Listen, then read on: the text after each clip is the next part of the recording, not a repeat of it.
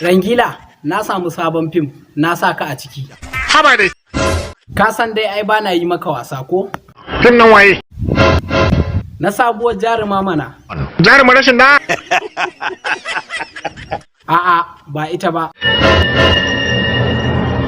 Idan fa na shiga zan hada da jarumai 'yan mata da yawa. Hakan zai bada ciki. Ke, faɗa mai sunanki domin ya ji. Rahama.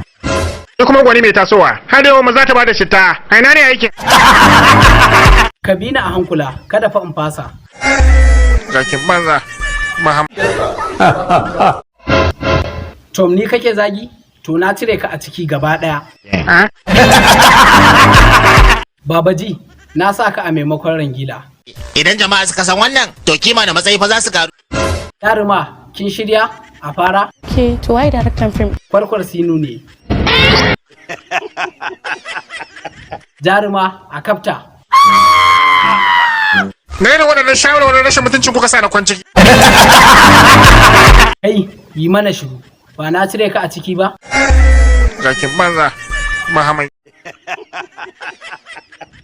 Suwa da suwa kike so a saka miki a cikin wannan shirin? Ina son kaɗa ne da Alugum Zax Falal A Ɗorayi su Aminu sai.